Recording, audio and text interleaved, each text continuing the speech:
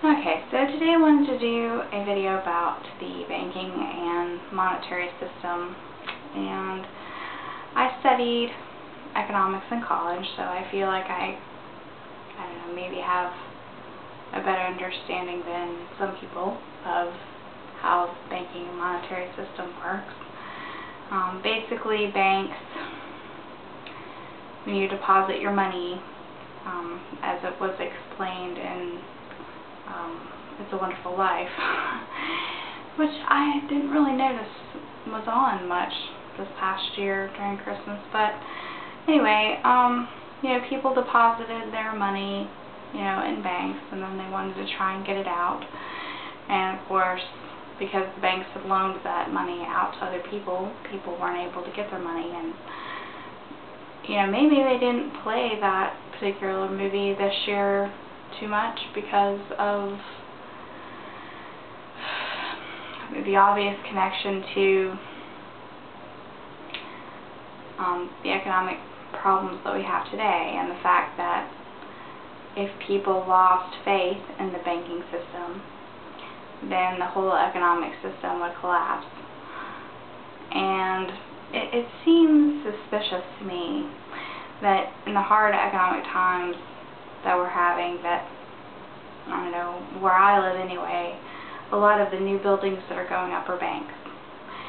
And, I'm not saying that banks don't provide valuable services to people, although it does seem like they only want to lend money to people that don't really need money.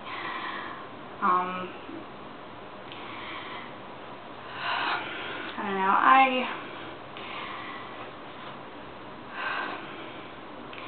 I heard a story recently on the radio, and I'm sure probably you heard it too, about the guy that tried to pass a counterfeit $1 million bill at Walmart over the holidays. And it really called attention to me to the fact that the largest currency in the United States in circulation is the $100 bill.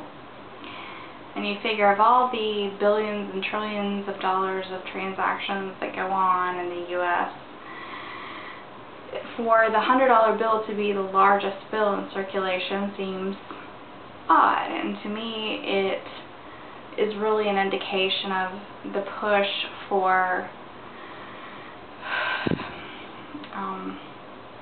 the powers that be to sort of want to do away with paper money and have all financial transactions be within banks, so that it's, all the money is kept within the banking system, and all transactions can be traced back and accounted for. And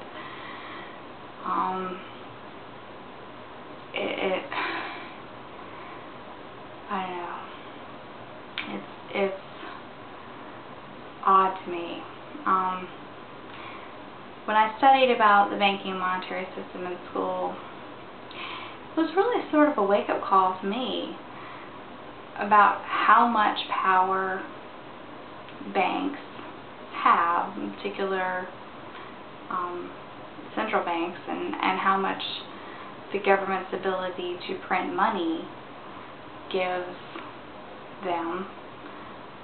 And I think it's something that people don't really think that much about, but they really should, because when people put their faith in fiat currency, which is what we have in the United States, but really when you put your faith in any kind of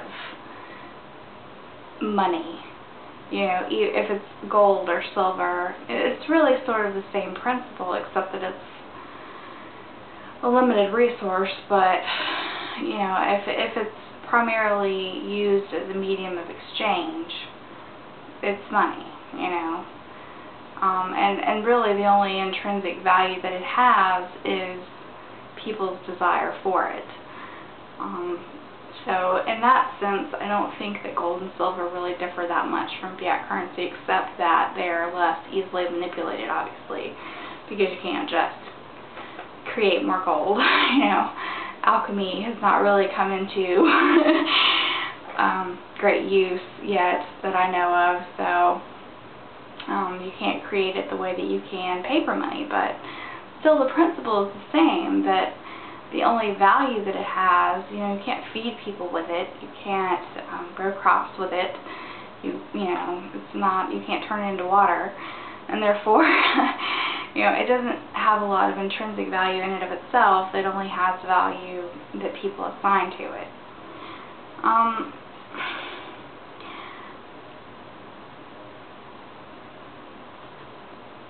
I think that,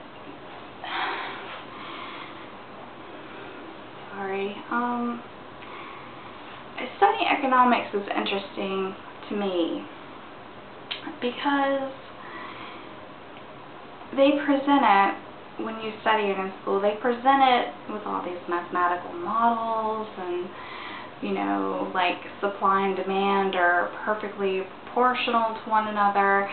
And, and while I'm studying this, I'm thinking, okay, this is BS. It relies on the idea that humans are consistent and rational in the choices that they make with, how they spend their money, but humans are not consistent or rational in the way that they spend their money. Now you could say maybe that they're to a degree predictable in the way that they spend their money, but even there, it's difficult to account for all of the things that are going to affect human behavior in an individual, much less thousands of individuals. So, I don't know, economics to me, it's like a social science that tries to masquerade as something more. But to me, it's sort of an extension of psychology, and that's why I found it so fascinating. But at the same time, it seemed like a lot of people that were teaching it or studying it were sort of in denial about the true nature of economics and try to behave as if it were a science like mathematics or something else that was more rational and predictable than it actually is, the way you can quantify it and predict things. And you can predict things, but there are also a lot of things that you can't predict. I think really the most predictable thing when it comes to economics is that people are going to try to earn money, get money, cheat other people with regard to trade in order to benefit themselves and hurt other people, even though ultimately that is irrational behavior because it's going to eventually come back to bite you in the ass.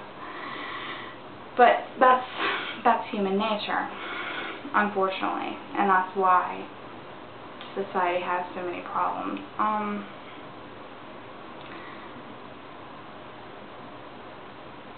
It also seemed to me, or has seemed to me through life, that wealth in general is sort of a trap, and money consumption.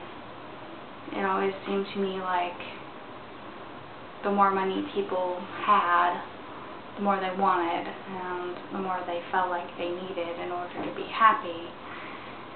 And I think that's a real downside of it. I mean, you hear of people that are, multimillionaires, and instead of trying to enjoy their riches, they're, working 75 hours a week to try to get more and more and more, and I just don't understand that type of behavior. To me, if I had enough money to live comfortably for the rest of my life, then I would try to live comfortably for the rest of my life, or maybe try to make life better for other people rather than try to get